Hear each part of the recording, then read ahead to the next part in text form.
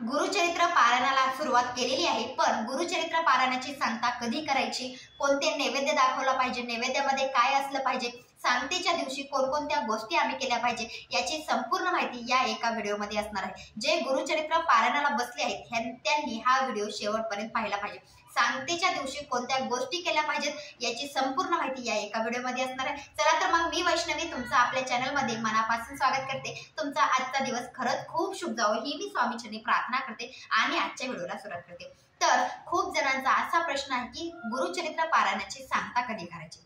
माझ्यापासून तुमच्यापर्यंत हा प्रश्न पडलेलाच असतो, म्हणून मी तुम्हाला सांगते की गुरुचरित्र पारायणाची सांगता ही आपल्याला 8व्या दिवशी करायची असते। गुरुचरित्राचं पारायण आपल्याला 7 दिवसाचं करायचं आहे, पण सांगता 8व्या दिवशी करायची। आता स्वामी पुण्यतिथी निमित्त खूप जण 20 तारखेला गुरुचरित्र पारायणाला सुरुवात केली आहे। स्वामी पुण्यतिथी 26 तारखेला आहे, म्हणजे त्या दिवशी 7वा दिवस तुमचा गुरुचरित्र पारायणाचा येणार आहे। तर तुम्हाला 7व्या दिवशी सांगता न करता 8व्या दिवशी सांगता करायची आहे। गुरुचरित्र ग्रंथामध्ये पण सांगितलं आहे की सांगता म्हणजे गुरुचरित्र पारायणाचं उद्यापन हे 8व्या दिवशी झालं पाहिजे। तुम्हाला समजलं असेल, 7व्या दिवशी तुम्हाला ज्या तुम्ही रोजच्या रोज करताय सेवा, म्हणजे रोजच्या रोज जे तुम्ही गुरुचरित्र पारायणाचे अध्याय वाचतात ते तुम्हाला 7व्या दिवशी वाचायचे आणि 8व्या दिवशी निवांतपणे सांगता करायचे। म्हणजे ज्या गोष्टी आपल्याला सांगतेच्या दिवशी करायच्या त्या गोष्टी तुम्हाला त्या दिवशी करायच्या, 8व्या दिवशी करायच्या। तुम्हाला शेवटच्या दिवशी 8व्या दिवशी एकही अध्याय ठेवायचा नाही। 7व्या दिवशी तुम्हाला म्हणजे 8व्या दिवशी तुम्हाला कोणताच अध्याय ठेवायचा नाही। 7 दिवस आहे, 7 दिवसामध्ये पूर्ण गुरुचरित्राचं पारायण म्हणजे गुरुचरित्र वाचन करायचं आहे। हा प्रश्न आणि ह्याचं उत्तर पण तुम्हाला समजलं असेल, म्हणजे गुरुचरित्राची सांगता 8व्या दिवशी करायचं आहे। आणि खूप जणांचा असा प्रश्न असतो की आम्हाला 8व्या दिवशी सांगता करणं शक्य नाही, आमची मासिक धर्म असेल किंवा त्याची डेट त्या दिवशी आहे 8व्या दिवशी, त्याचबरोबर आम्हाला ऑफिसमध्ये जावं लागणार आहे, त्या दिवशी मीटिंग आहे, त्याचबरोबर खूप जणांचे खूप प्रश्न असतात, आम्हाला 8व्या दिवशी गावाकडे जायचं आहे, मग आम्ही काय करावं, आम्हाला एवढं आम्ही पारायण केलं आहे तर सांगता आम्ही 7व्या दिवशी केली तर चालेल का? तुम्ही करू शकता। एक लक्षात घ्या, अडचण जर असेल तर तुम्ही 7व्या दिवशी पारायणाची सांगता करा। तुम्हाला 7व्या दिवशी जे अध्याय आहेत गुरुचरित्राचे ते वाचायचे आहेत आणि त्याच दिवशी 7व्या दिवशी सांगता करू शकता। म्हणजे तुम्हाला 10:30 वाजता नैवेद्य दाखवायचा असतो आणि आरती करायची असते। पण लक्षात घ्या, वेळेनुसार तुम्हाला ह्या गोष्टी करायच्या आहेत की असं म्हटलं जातं किंवा गुरुचरित्रामध्ये असं सांगितलं आहे की 10:30 वाजता नैवेद्य दाखवायचा आहे। मग त्याच्या आधी तुम्हाला म्हणजे त्या दिवशी तुम्हाला खूप गोष्टी मॅनेज कराव्या लागतात। तुम्हाला पारायण पण करायचं आहे, स्वयंपाक पण बनवायचा आहे। तुम्हाला दोन्ही गोष्टी जर मॅनेज होत असतील किंवा तुम्हाला अडचण जर असेल तुम्हाला 8व्या दिवशी, तर तुम्ही 7व्या दिवशी सगळ्या गोष्टी मॅनेज करून तुम्ही सांगता 7व्या दिवशी करू शकता। जर अडचण नसेल तर तुम्ही 8व्या दिवशी निवांतपणे सांगता करू शकता। काही प्रश्न असतील तर तुम्ही कमेंटमध्ये नक्की विचारा। दादा ताई जे माझा व्हिडिओ बघतात त्यांना मी सांगते, तुम्ही जे प्रश्न असेल ते बिनधास्तपणे मला विचारू शकता, त्याचं उत्तर मी नक्की देईन। त्यानंतर आता प्रश्न असतो की सांगतेच्या दिवशी काय केलं पाहिजे, नैवेद्य किती दाखवला पाहिजे। तर एक लक्षात घ्या, आपल्याला नैवेद्याचे 4 ताटं बनवायचे असतात।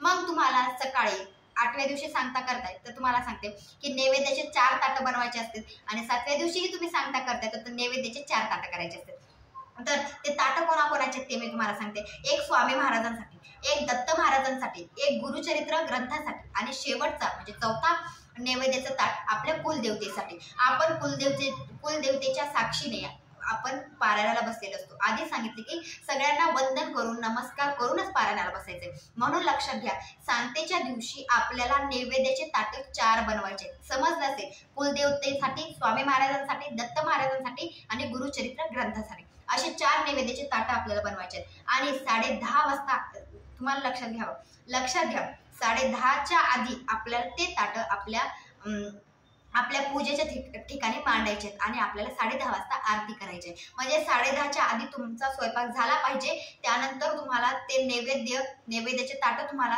आपल्या देवांना दाखवले पाहिजेत आणि पुन्हा तुम्हाला 10:30ची आरती करायची। लक्षात घ्या, 10:30च्या आधी तुमच्या गोष्टी ह्या मॅनेज झाल्या पाहिजेत।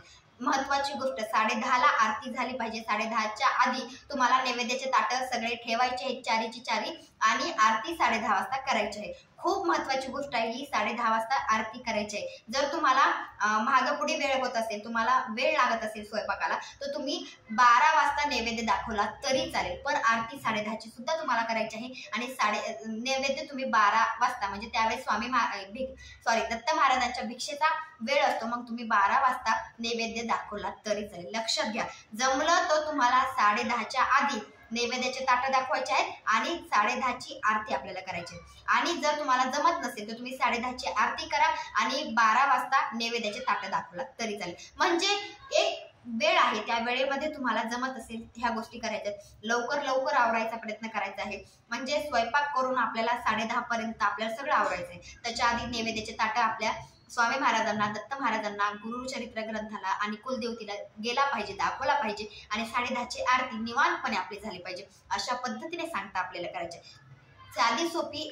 साधी सोपी विषय आहे, काही वेळ लागत नाही, पण आपल्याला वेळ फक्त स्वयंपाकाला लागणार आहे. जसं तुम्हाला मॅनेज होईल तशा पद्धतीने तुम्ही करू शकता. त्याचबरोबर प्रश्न असतो की नैवेद्यामध्ये काय बनवावं. आता हा प्रश्न खूप जणांना पडतो. एक लक्षात घ्या, माझ्यापासून तुमच्यापर्यंत खूप गोष्टी असतात, आपापल्या अडचणी असतात किंवा आपापल्याला पटेल त्या गोष्टी आपल्याला करायच्या. आपल्याला तुम्ही लक्षात घ्या, स्वामी महाराजांच्या मते किंवा दत्त महाराजांच्या मते असं नाहीये की नैवेद्याला खूप काहीतरी असावं. म्हणजे तुम्ही पुरणपोळी म्हणले की पुरणपोळीच आपण दाखवावी असं नाही. मी म्हणते म्हणून तुम्ही पुरणपोळी करा असं नाही. तुम्हाला जे जमेल, ज्या गोष्टी तुम्हाला करता येतील त्या गोष्टी करायच्या. तुम्हाला वाटलं भाजी, भात, चपाती, वरण ह्या गोष्टी तुम्ही दाखवा. तुम्हाला वाटलं की चला आता मी एवढं 7 दिवसाचं पारण केलं आहे, माझ्याकडे वेळ पण आहे, तर मी पुरणपोळी करू शकते, तर तुम्ही पुरणपोळीचा नैवेद्य दाखवा. ज्या गोष्टीचा नैवेद्य तुम्हाला दाखवायचा असेल त्या गोष्टीचा नैवेद्य तुम्ही दाखवू शकता. महत्वाची गोष्ट, जसं जमेल तसं तुम्हाला उद्यापन करायचंय. आपापल्या कुवतीनुसार, आपापल्या परीनुसार तुम्हाला उद्यापन करायचं. तुम्हाला सांगितल्याप्रमाणे तुम्ही दूध भात दाखवला तरी चालेल. तुम्ही वरण भात चपाती भाजी त्याच्यामध्ये शिरा करा गोड, किंवा तुम्हाला वाटलं की आपण पुरणपोळी करू तर तुम्ही पुरणपोळी करा. त्याचबरोबर काही गोष्टी आपल्याला नैवेद्यामध्ये ठेवायच्या. त्याच्यामध्ये घेवड्याच्या शेंगाची भाजी. एक लक्षात घ्या, घेवड्याच्या शेंगाची भाजी तुम्ही साधं बनवलात म्हणजे चपाती भात वरण बी बनवला असाल तर त्याच्यामध्ये घेवड्याची भाजी ही नैवेद्यामध्ये असली पाहिजे. घेवड्याच्या शेंगाची भाजी सुद्धा तुम्हाला दाखवायची नाही. आता घेवड्याची शेंगा कोणत्या त्याचा स्क्रीनशॉट मी स्क्रीनवर देईन, तो तुम्ही बघू शकता. त्यानंतर एक आणखी महत्वाची गोष्ट, तुम्हाला जर वाटत असेल किंवा तुमच्याकडे वेळ असेल, महत्वाची गोष्ट तुमच्याकडे वेळ असेल, तुम्ही पहिल्यांदा गुरुचरित्राचं पालन केलं असेल तर तुम्हाला वाटत असेल की आपण पुरणपोळी करू तर तुम्ही पुरणपोळी करू शकता.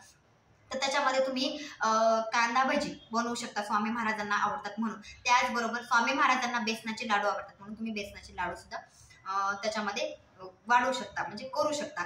त्यानंतर उडीद वडा सुद्धा तुम्ही त्या नैवेद्याच्या ताटामध्ये देऊ शकता. म्हणजे ह्या ज्या गोष्टी आहेत असं म्हटलं जातं की स्वामी महाराजांना आवडतात म्हणून तुम्ही जर ह्या ऍड करू शकत असताल, तुम्हाला जर जमत असेल की स्वयंपाकामध्ये आपण ह्या गोष्टी कराव्या तर तुम्ही करू शकता. नाहीतर एक लक्षात घ्या, तुम्ही जसं जमेल तसं साधा नैवेद्य करून दाखवा, तो सुद्धा आपल्या महाराजांना आवडणार आहे. आपापला अनुभव किंवा आपापल्या भक्तीने आपापल्या शक्तीने जसं जमेल तसं करायचं आहे. पण ह्या ज्या गोष्टी मी तुम्हाला सांगितल्या आहे त्याच्यामध्ये तुम्हाला घेवड्याची भाजी तर तुम्हाला नैवेद्यामध्ये दाखवायचीच आहे. तुम्ही साधं करा किंवा पुरणपोळी करा, काही करा, पण त्याच्यामध्ये घेवड्याच्या शेंगाची भाजी नक्की दाखवा.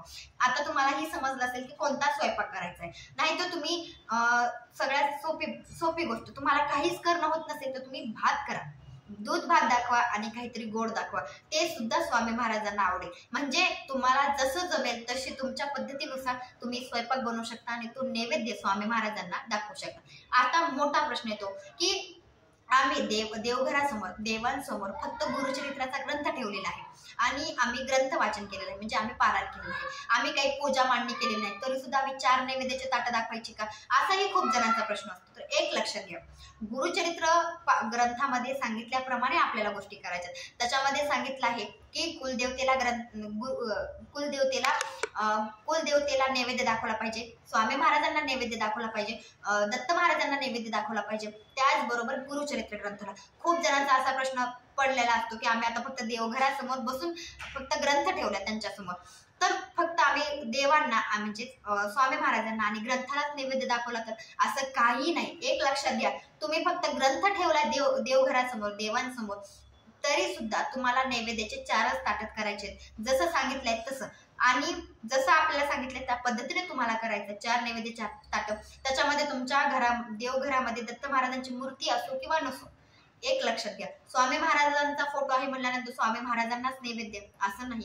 4 नैवेद्याचे ताट बनवायचे आहेत. 4 नैवेद्याचे ताट बनवायचे आहेत आणि ते दाखवायचे सुद्धा आहेत. तुम्ही एका लाईनीनं देवघराच्या समोर लाईनीनं ताट ठेवा.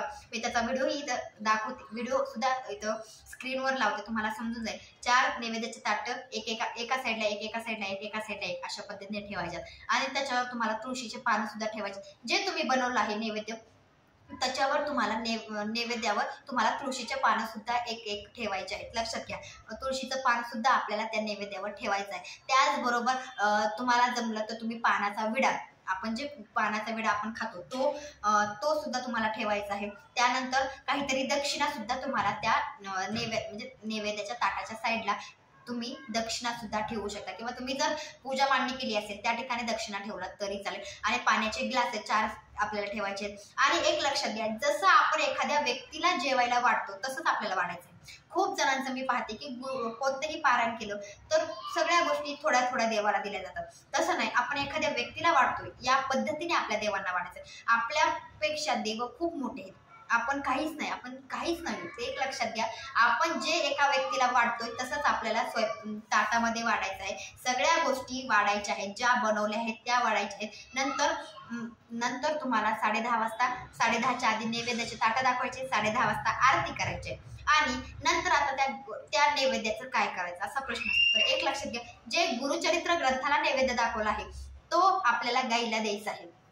महत्वाची गोष्ट, तो गुरुचरित्राचा जे ताट आहे तो आपल्याला गाईला खाऊ घालायचं आहे. आणि जे उरलेले 3 ताट आहेत ते आपल्या घरातल्या व्यक्तींनी घेतला तरी चालेल. महत्वाची गोष्ट, घरातील व्यक्तींनी ते ताट घ्यायची आणि स्वतःहून खायचं आहे. बाहेरच्यांना ते ताट न देता आपल्या घरातले तो नैवेद्य म्हणून सगळ्यांनी खायचा आहे, घरातल्या कुटुंबातील सदस्यांनी. हे सुद्धा महत्वाचं आहे. नंतर पूजा मांडणी कधी उचलायची असाही प्रश्न खूप जणांचा असतो. तर पूजा मांडणी तुम्ही दुसऱ्या दिवशी उचललात तरी चालेल. म्हणजे सांगता तुम्ही 7व्या दिवशी केलात तर 8व्या दिवशी पूजा मांडणी उचला. आणि जर तुम्ही 8व्या दिवशी सांगता केली तर 9व्या दिवशी पूजा मांडणी उचला. पण कळशातल्या पाण्याचं काय करायचं? कळशातलं पाणी तुम्ही एखाद्या झाडाला टाकून देऊ शकता. नारळाचं काय करायचं? नारळ तुम्ही आता एवढं 7 दिवसाचं पारायण केलेलं आहे तर तुम्ही एका लाल कपड्यामध्ये बांधून आपल्या खिडकीला असेल किंवा प्रवेशद्वाराच्या तिथं ते नारळ बांधू शकता. त्यानंतर तुम्ही गुरुचरित्राच्या ग्रंथाचं काय करायचं? तुम्ही ज्या ठिकाणाहून घेतला आहे त्या ठिकाणी नीट, म्हणजे तो पवित्र ग्रंथ आहे त्याला शिवाशिव सुद्धा चालत नाही, म्हणून ते एका सेफ जागी ठेवायचं आहे. नंतर त्या ठिकाणी स्वामी महाराजांची मूर्ती असेल तर तुम्ही देवघरामध्ये ठेवून द्या. त्या ठिकाणी दत्त महाराजांचा फोटो असेल तो स्वच्छ करून आपण तो आपापल्या जागेवर ठेवू शकता. नंतर त्या ठिकाणी गणपती बाप्पाची सुपारी असेल तर ती पाण्यामध्ये विसर्जित केला तरी चालेल. खूप जणांनी दत्त महाराजांची मूर्ती नाही म्हणून सुपारीचा वापर केलेला आहे, मग ती सुद्धा तुम्ही पाण्यामध्ये विसर्जित केला तरी चालेल. ते 7 दिवसाचे फुलं असतील तुम्ही साईडला ठेवलेले ते सुद्धा तुम्ही पाण्यामध्ये विसर्जित करू शकता. अशा पद्धतीने पूजा मांडणीचं अशा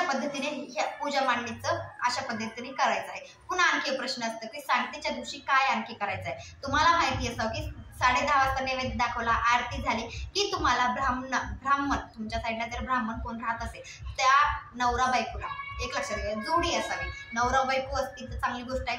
त्या दोघांना तुम्हाला घरी बोलवायचं आहे, त्यांचे पाय धुवायचे आहे, त्यांना हळदी कुंकू लावायचं आहे, त्यांना जेवायला वाढायचं आहे. लक्षात घ्या, तुम्ही जेवायचं नाही, तुम्ही आधी त्या दोघांना जोडीला जीव घालायचा आहे, नंतर तुम्ही जेवण करायचं, हे पण मी सांगते.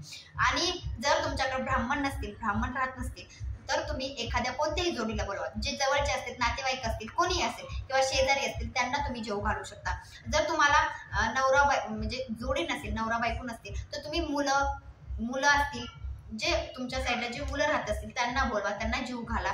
हे झालं उद्यापन. आणि जमलं तर तुम्ही एखाद्या मंदिरामध्ये काहीतरी दक्षिणा किंवा दान म्हणून घरातलं काही धान्य असेल, एखादं वस्त्र असेल, जे जमेल ते तुम्हाला दान करायचं आहे. लक्षात घ्या, साध्या सोप्या पद्धतीने जसं जमेल तसं तुमच्या कुवतीनुसार, तुमच्या परीनुसार एक ब्राह्मणाची जोडी जीव घाला किंवा तुमच्याकडे ब्राह्मण नसतील ते कोणाला तरी बोलवा, नातेवाईकांना जीव घाला, नवरा बायकोंना बोलवा, त्यांचे त्यांचे पाय धुवा, त्यांची पूजा करा आणि त्यांना जीव घाला. नंतर जर तुमच्याकडे, मी तुम्हाला आधी सांगितले, जोडी नसेल तर तुम्ही मुलांना बोलवा, त्यांना जीव घाला, त्यांच्या पाया पडा अशा पद्धतीने साध्या पद्धतीने सांगता करायचे, काही नाहीये वेगळं. आणि तुम्हाला ज्या गोष्टी दान करायच्या त्या गोष्टी तुम्ही दान करू शकता. अशा पद्धतीने सांगता करायचे. माझा व्हिडिओ आवडला असेल लाईक शेअर सबस्क्राईब करा. आणि काही प्रश्न असतील तर कमेंटमध्ये विचारायला विसरू नका. जो प्रश्न वाटेल त्याचं उत्तर मी नक्की देईल. श्री स्वामी समर्थ सगळ्यांना. कमेंटमध्ये श्री स्वामी समर्थ. अवधूत चिंतन श्री गुरुदेव दत्त. भेटूया नंतरच्या व्हिडिओमध्ये. श्री स्वामी समर्थ.